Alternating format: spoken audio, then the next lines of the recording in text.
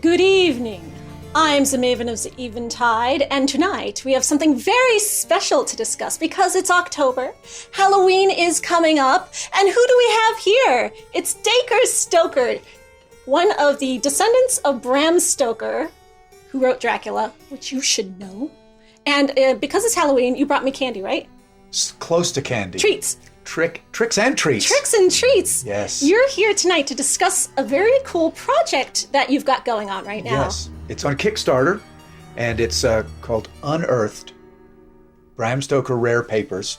It's in cooperation with my good friend Vic Nadada of Gemini Artifacts. We put together some really cool replicas of some of the most important papers of Bram Stoker's life, letters, journal entries, postcards, even some of his Dracula notes, a page from the Dracula Typescript, things that I have looked at in the last 15 years in different archives and museums all over the world. Because you do a lot of research into Bram Stoker's process to create Dracula, right? Yeah, this has been an offshoot of that because I've of course written a prequel and a sequel and found a journal, but I want to find the authentic sort of source documents to give me the absolute truth, or as much as we can glean from why Bram Stoker wrote Dracula, what his life was all about, the impact on Dracula of his life, and so on. And so while I've been doing that, I've been sort of collecting these images of them, and finally it dawned on me, what a cool trick and a treat for people if I could bring the museum to them. And when I contacted Vic, who does this professionally, makes these really cool, meticulously aged replicas, I then had to go and get license and permission from these different institutions to recreate them and then put them out on Kickstarter to have in their own house. So this collection is a bunch of documents and papers that Bram Stoker used or were involved in his life when he was creating Dracula. And by reading them or having them, it'll be sort of like we're experiencing them the way that Bram Stoker did when he was inspired to make Dracula in the first place. That's a general idea. You're right. And the feeling I got when I sat there in the Rosenbach Museum and looked at Bram's notes, I could almost feel him sort of looking over my shoulder as he's writing something, crossing it out, writing something else, adding a different name. Or when I was in Seattle looking at the Dracula Typescript and he crossed out his original ending for the novel and switched it up. Or the map that he used to actually figure out how Jonathan Harker should get from one city to another. Could he take a train? Could he take a carriage? How long would it take to get from one place to another? So it really, recreates that process that he had, that sort of, mystical process of finding fact and turning it into fiction and then blurring those edges.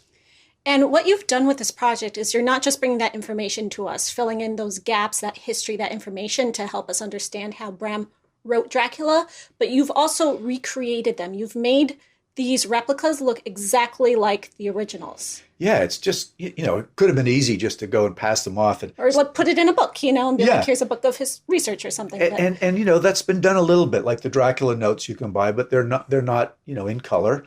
They're not the same texture. It doesn't have that same feel of sitting down at a desk and, opening up this cool box and pulling out something, that has the feel, the touch, the smell, very similar to what Bram experienced himself. So I want to see them. Where are they? Well, trick or treat time. Here we go.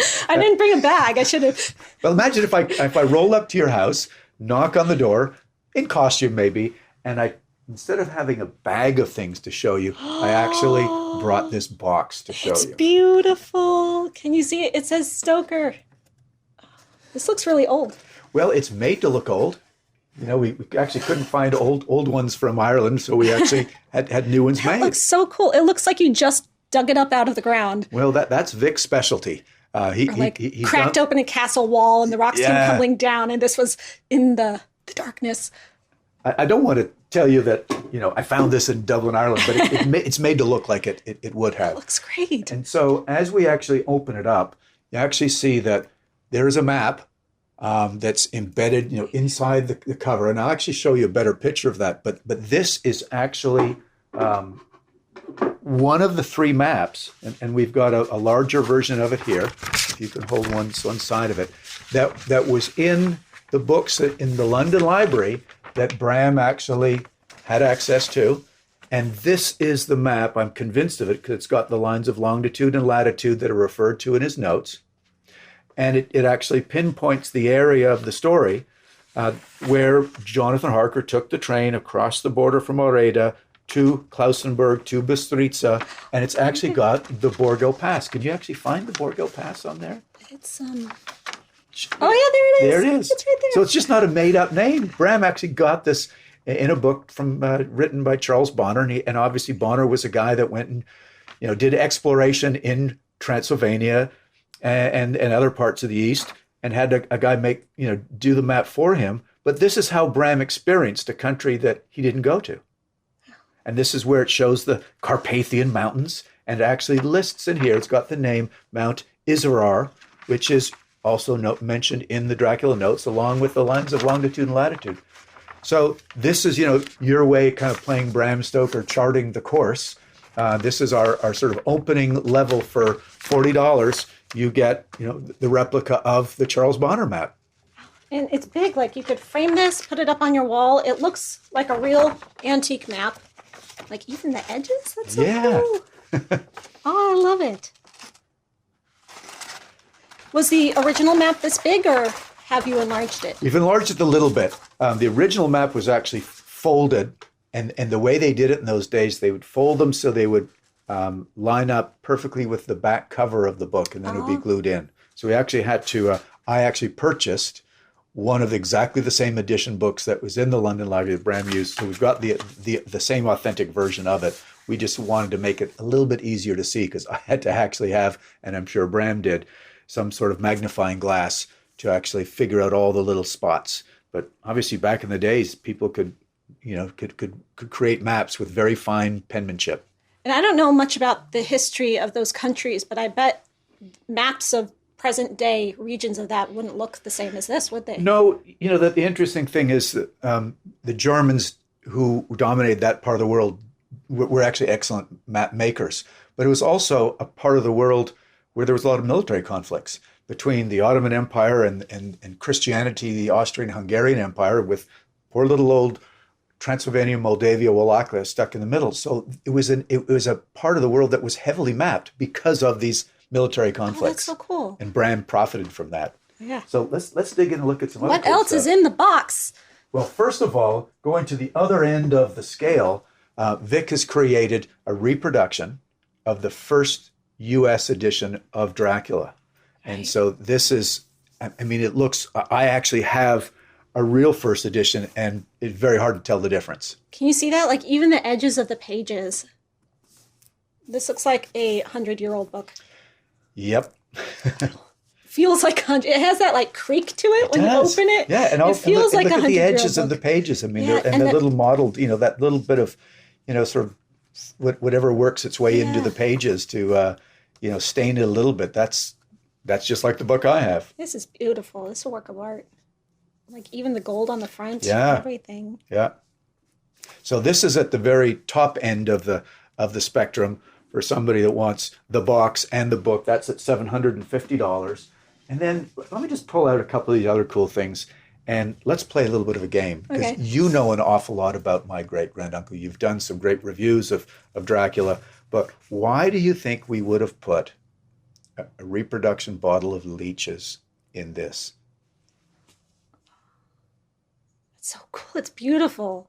There's no actual leeches in the bottle. No. I can assure you. No animals or insects or critters were harmed. I'm trying to remember. Does someone get bled in the book? Well, Bram, I believe, was bled as a child. Oh, that's right, because you wrote that in Dracula. Right. Right. But Bram describes Count Dracula, when Harker goes in to try to destroy him, he looked like a bloated leech. That's right. So this is kind of a double whammy. It's Bram describing Dracula's appearance after he is fed with what I think is the same appearance as leeches on Bram's body when he was bled himself, leeched himself to get rid of that, whatever was causing the childhood illness. So this is one of those cool little, Easter egg type things that we've slid in here with sort of a double meaning. It looks like something I would have found in my great-grandmother's basement that's just been sitting there for 100 years. Was she a leacher too? Or was she leeched? Well, her husband was a doctor, and there's all this weird medical equipment down there. Yeah, that's quite possible. Yeah. So here is an early picture of Florence and young Noel Stoker. This looks exactly like the type of cards you would have got when you get photographs taken. This is how you got photographs from the photographer when you go to the family. The family gets the photos taken. And this, of course, is Bram. These are like old-timey trading cards. Yeah. And then this is the one that we've actually got from Trinity College. This is when Bram was a college student and he was the auditor of the Historical Society. So he is the fellow sitting right here in the middle. Fairly rare photo. I'm looking at it. I should be showing it to you. There's not many photos of Bram at this age. Oh, on the back. Yeah. And this, it's not like a printout. This is an actual photograph that's on here. Yeah.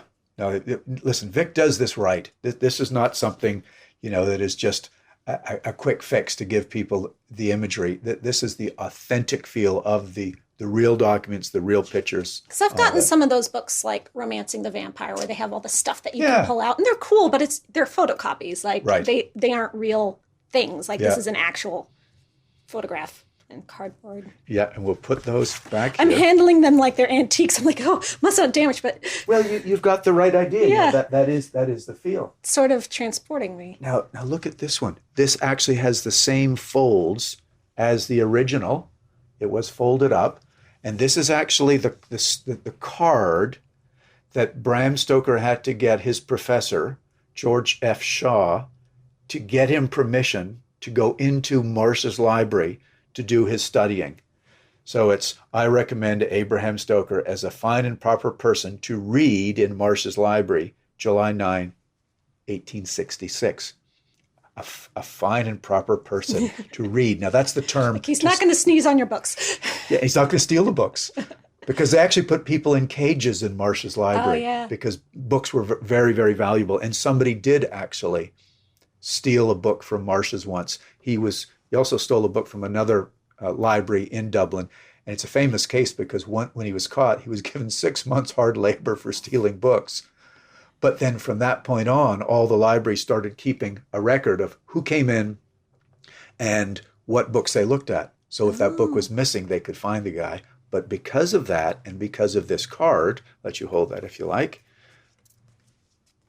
Jason McGilligot from the Marsh's library, who has loaned us this stuff, knows that Bram Stoker actually looked at books on religious conflict on this day in 1866. And one of the books he looked at called Cosmography actually has a reference to Dracula. So I'm not saying he started writing Dracula back as a college student, but that idea could have been knocking around in the back of his head since this visit. Wow. I'm almost afraid it's going to fall apart. It's so delicate. But that's the feel, Yeah. We could have made it not so delicate because the original was folded. We wanted to do exactly the same thing. Now, on a more somber note, but of course it's Halloween, when the veil between the living and the dead is very thin, as they say. But this is a copy of the death certificate of my great-granduncle. And what's cool about it is his brother Thornley, who was a doctor, has actually signed this as a witness. So here you go. What is interesting about this, Alicia, is that there is still somewhat of a unknown about what caused Bram to die. Oh. We know he had a series of strokes. We know he had Bright's disease. Some people think he actually had advanced syphilis. It's possible. We don't have any record of him straying, but who knows? But nonetheless, it's a rather sort of cryptic note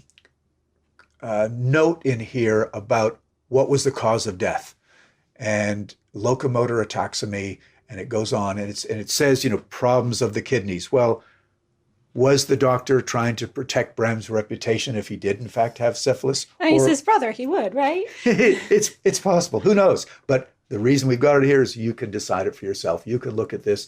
You can study it. You can Google it. You can try to figure out what doctors meant back in the day when they, wrote cause of death with these rather long and strange words. I mean, you may think it's macabre, but I, for one, would absolutely have Bram Stoker's death certificate framed on my wall. I think it'd be appropriate for you, wouldn't you? So here's another one that I found, and this is a page of a treatise on fever written by one of Bram's uncles, who was a famous fever doctor who prescribed bloodletting for almost everything.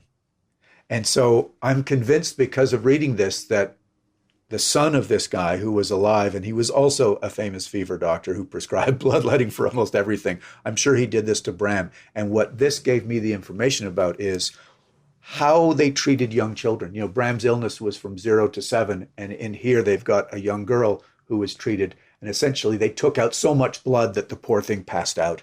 Oh. And then they gave her oil and red wine to recover, to rehydrate, which of course would put him in a drunken stupor for a while. And you used that information in Dracula, didn't you? I used this in Dracula, yeah, exactly. So this is the whole idea: finding original documents and playing around with it, and using that to. Wow, there's like a whole pile of documents in there. That's so cool. There's all kinds of cool stuff.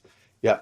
Now this is a page of the typescript, the actual typescript of Dracula, which the Paul Allen estate owns, and these get shown on display from time to time at the Museum of Popular Culture in Seattle.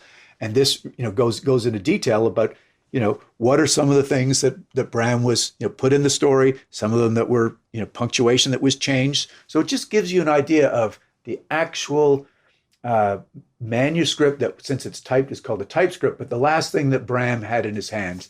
Now, some of these pages actually have more things crossed out, and we're going to save one of those till later, which is the actual ending of the novel, which was changed. Can I tell them which page this is? Yeah. Can you?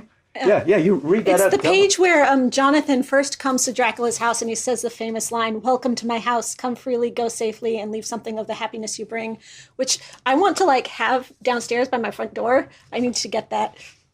Well, what's cool about it is you actually see, where that came from. Obviously, Bram's research, his notes, and into here, and then it gets published, thousands of times. He originally put a period, but he came in and hand wrote an exclamation point. Yeah. Because he wanted it to be more exciting. So he made changes at the last moment. Obviously, this is the typescript that starts at page 102. So the 101 pages were taken out. So again, there's still more mysteries, and this is just sort of one of them. And here, of course, is another one that was sitting in these Dracula notes for many years, even published. And then Hans de Roos, a Dutch researcher, actually dug into this and looked at these lines of longitude and latitude. This is the stuff that I referred to in the map just a few moments ago. And he noticed the names of the rivers and towns, and he sort of put two and two together and realized this is the location where, near the end of the story, when the band of heroes are chasing Count Dracula, try to intercept him before he gets back to Dracula, they mentioned the different routes that the band of heroes took and how they converged at this exact coordinates, and then in the site of the castle. So we know this is Mount Israel. We know the area, and as I think I've told you in other shows, we've actually now got a plaque up there, actually commemorating this as is the location. Absolutely. So cool. Here is a page from Bram's Lost Journal. It is the earliest piece of dated writing that Bram Stoker, anybody's attributed to Bram Stoker. And it's called Night Fishing, and it is written about men going out and fishing at nighttime in Greystones, which is a suburb now just outside of Dublin. But it's Bram's retreat. It's where he was when he was a university student working in Dublin Castle, and he was practicing writing. So this is sort of the beginning writing practice exercises of the guy that writes Dracula, 50 years later. I bet you're an old pro at reading his handwriting by now. But for people who would have trouble deciphering this, would there be a way to get a translation? Well, there is. You can buy the Lost Journal that Elizabeth Miller and I actually wrote, and we transcribed all of them, and so they're all in typing. So you can see the pictures, which are really hard to read, but then you can actually see what he actually wrote. So that has it easy to read, and this has it in his handwriting as he wrote it. Yeah, and I tell you, it takes a little practice, but that's part of this is, we could have just typed it up for you and shoved it in, but if you took the time, and even if you had a little magnifying glass, you can figure out what he's saying. It takes a little bit of work, but boy, it's almost more valuable when you make the effort yourself. So you tell me what you think this is, because they're all cool pages, but this is one of the really, really important ones. It looks like vampire rules. Yes. So it says vampire at the top, and it has a list of things that vampires can and can't do. Yeah. Now, how is your ability to decipher Bram's handwriting? Not to put you on the spot, but can you make out any of I them? see carried or led over threshold. There we go. See in the dark. Yep. I can read some of his handwriting. But Yeah, it takes a little while. Once you read a few, you can then begin to see what some of those letters look like. Money always old gold. There you go. Now, Elisa, you've just said a couple of things that popped out in Dracula. What is fun to do, and there's actually 3 total pages like this, is you hold those out and then you think, oh, where did they appear in the novel? Because some of them are crossed out. You can see like he was changing his mind. He was coming up with ideas. Or, now this is one of the unsolved mysteries. Did he cross them out once he used them? Or did he cross them out because he changed his mind? We don't really know. And he's popped this around, this technique of... Yes, this is never eaten or drink. That's crossed out. But we know he doesn't eat or drink. He refuses. He didn't need to eat. When Harker arrives, here's your meal. Oh, I have supped. Yeah, but what does that really mean? Who did you eat tonight? That's right. So, again, this is that authentic feel. A little bit of research, and we know that he got this information from the Emily Gerard book, Transylvanian Superstitions, which was an essay in Land Beyond the Forest. So this is all sort of a logical sequence of his thought process coming into his notes and then transferring into the novel. What else do we have? This was an interesting sort of change of pace, for instance. We found an article in a newspaper called A Trinity Man, which is, of course, the university that Bram attended. And so it's not all Dracula. What we wanted in here is also, what did people think about Bram Stoker? What was the public opinion? You can look at a book by John Browning that involves the reviews of Dracula. I also love to look at, and you may have some of those in your incredible library, but looking at some of his obituaries. Oh, cool. What better way to learn about somebody's impact than looking at obituaries or newspaper articles about him? So this is one that really essentially says he was a big man on campus at Trinity College. He was head of the Philosophical Society, the Historical Society at the same time, which was pretty cool. He was also a champion athlete, participated in drama, in debating. So, it really has, again, that feel of an old piece of newspaper that we have found and passing on to you guys. This is like a completely different texture than that other one that you gave me. Yeah, because, of course, this is newspaper rather than, a medical certificate or something. Now, here's one that was in one of the libraries that Bram did his research at. It is obviously not in English. It is one of these early treatises that the church or royalty sent out military doctors in the 16th century, 17th century, to investigate parts of the world where townsfolk were going into graveyards and digging up bodies because they suspected vampires were about. And essentially what they were doing was investigating what these people didn't understand, which is the results of contagious disease and why people were getting sick without any real reason. And their superstitions led them to think that maybe they were vampires. And this upset the church and the people in charge of the royalty because people were desecrating these graveyards and they were all freaking out. So what would they do? They'd send out the most scientific people of the time, and that's the military medical doctors. And here's one of the front pages of a German one that was sent out. And it was in one of the libraries that Bram looked at. I don't know if Bram read it, but to me, this is really cool when you see these old documents where people were believing vampires were real. It's just what was going on in the atmosphere at the time, that even if he didn't read the specific one, he would have been influenced by that zeitgeist. Exactly. And we do know that this similar information was in those books in the London Library, written by a priest, written by a medical doctor, taking this whole vampirism thing very seriously, very real. And then Bram fictionalized it, but maybe not. And I think what I want to end with is probably one of the most melodramatic entries that we have. We have seen that Bram's mother was very proud of Bram writing Dracula, and what's become quite public is one of the letters that she wrote and said, oh, your book is wonderful. It'll put you on the level of Poe. But the second letter that one of Bram's great-grandsons have is actually very sad, and I bet you could probably read that because it's got the address where she was at. And I'm not sure if you can read it or not, but it's one of the easier ones because her handwriting's a lot better than her son. And it's nice and large. Yeah. But what she goes on to actually say here, which is really quite sad, is, I'm very proud of you. I hope great success with the book. But she goes on to say, I'm losing my eyesight. I've had a good life. Don't worry about me. If the good Lord takes me away at this point, everything is okay. But she's obviously pointing at something that has helped me realize that there must have been some sort of congenital disease in the family, because one of Bram's other brothers, Tom, lost his eyesight early. Now, what we don't know about medicine in the day, and this again goes back to Bram's death certificate, is the types of medication that they were given. A lot of these things were also not all that helpful.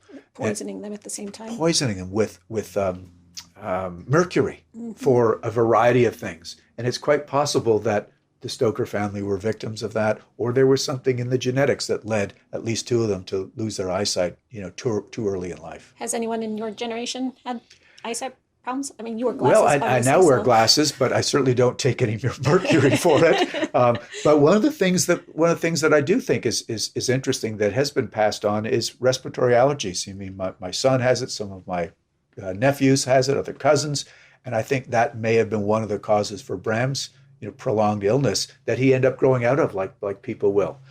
Plus the fact that he moved from a very wet and mildewy environment right on the coast in Clontarf, inland deeper into Dublin when things wouldn't have been so mildewy. It's so interesting when we read about this person having this mysterious disease as a child, and then you look at his descendants, it's allergies. He was by something he was allergic to for a while, and then he wasn't, and he got better. Yeah, and they didn't have, all the good medication, the puffers, the inhalers, all that other stuff. So, this is a sampling. I mean, if you go to the Kickstarter page, you'll see, literally a few hundred pages that we have got access to, got rights to. Some of it's public domain. But through this meticulous approach that Vic has used, this box that I showed would be full if you decide to buy the full level. So the first level is the map. Yep. The next level is the map plus some papers. Some papers, right? And then we go up to the map, some papers, and more rare papers. Uh-huh. So as you accumulate the different levels, you get everything behind, as well as more valuable papers as you move on. And then the next level is with the box. With the box. Which has the gorgeous map inside it. Right. I keep pointing to it. You can't see it. But and then the level after that includes the book in the box as well. And yes, absolutely. And one person so far has actually purchased. There's two sort of way out there. Oh, right, your experience levels, and one of them's already sold out, but there's one left, right? There's one left. So tell me about the one that's left. Yeah, the one that was sold out was take someone to Ireland to show them all the things we've been talking about in their location. But the one that's left is come and visit myself and Vic in a wonderful hotel in Aiken, who are run by some friends of mine. It's called the Wilcox Hotel. It's been written up in Southern Living. It's Condé Nast. This is in South Carolina. So if you happen to be nearby and this level would interest you, you could go to this hotel and have time with Dacre and Vic. We would explain every single paper to you. We meticulously go through it over a wonderful meal. Where if you're a vampire and don't want to eat, you don't have to, but we'll provide you with good meal and good wine as well. So I think the only other thing to do is... I want to know how you made these things look so old and so real. Well, unfortunately, that's not my area of expertise. You're going to have to bring in the pro himself. Vic. You have to bring in Vic. So I will say goodbye for now and let the professional Vic Nadada come in and tell you what he can. But thank you all, and I hope you enjoy the rest of the show. With me now is Vic Nadada, the creator, the fabricator of everything we just looked at with Dacre Stoker. And I have brought you here to my lair to tell me, how do you do it? Thank you for having me. Unfortunately, I can't tell you exactly how I do it. I was afraid you were going to say that. Right. It is proprietary. I could tell you that we don't use basic techniques. We don't use any, tea-aged things like that. What's your company? I have a team that makes boxes, that makes different parts of the project. I handle most of the paper and the books and things like that, but some of the woodwork would be taken off by one of my team members, Gemini Artifacts. Okay, so we can look you up. Mm-hmm.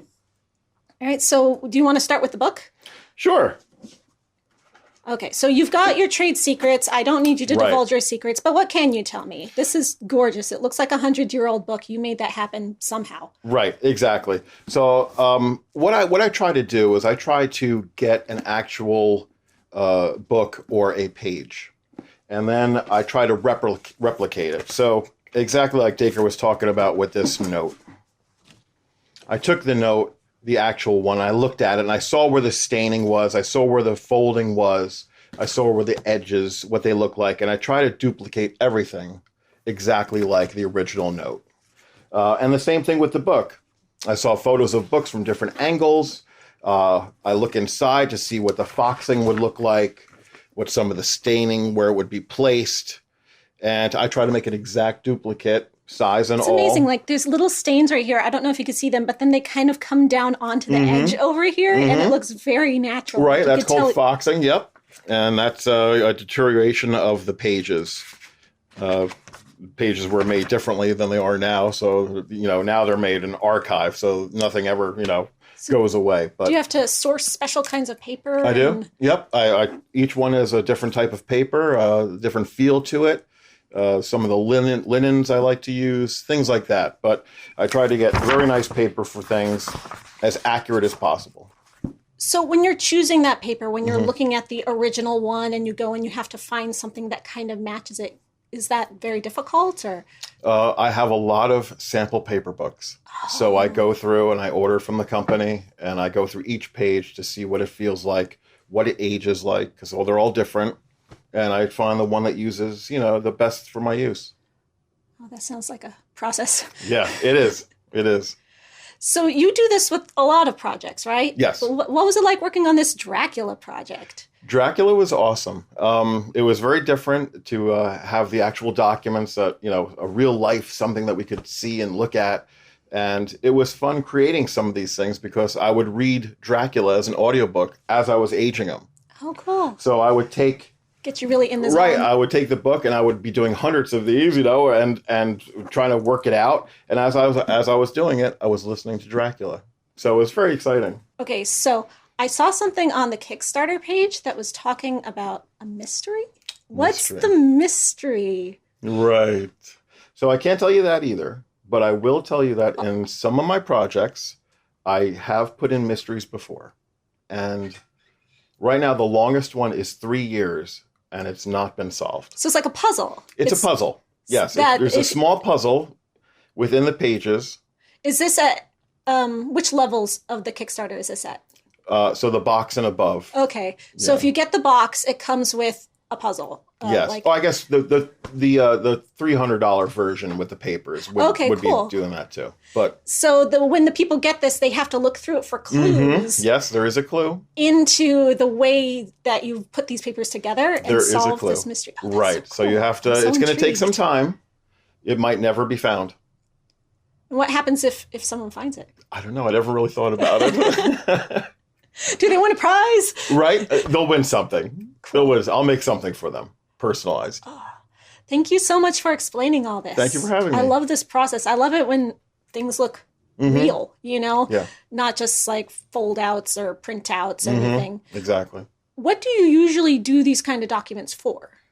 So my normal business is I make products and things like this for stages, for movies, for productions. So they really have to look real, right? Because you've got those Right. close-ups of the camera and Yeah. when they're looking at the map on the screen. And I also design magic tricks and illusions, and so a lot of magicians use my stuff. Oh, that's so cool. Well, thank you so much for coming Thanks and for having sharing me. that with me. Great. Well, Dacre, thank you so much for bringing this and sharing it with us. This was so cool. Well, that's my Halloween trick and treat for you. I'll just say this, that the Kickstarter is active. It is fully funded at this stage, but we do have plenty more levels to actually sell. It is active up until October 31st, so don't miss your chance to get this incredible box or the book or any of the levels we have to offer. As I say, my Halloween trick to you is bringing the museum with some of these really cool documents into your home so you guys can get the same feel that I have over the past 15 years, the same texture of the documents that led to my great-granduncle writing Dracula. And the link to the Kickstarter is in the description, so go ahead and check it out. They've got a very cool trailer. You can look through the listing of all the different levels, see close-ups of the stuff that's in there, but definitely not as close as we just saw. That was very exciting. Thank you so much. Well, thank you for hosting us. Good night.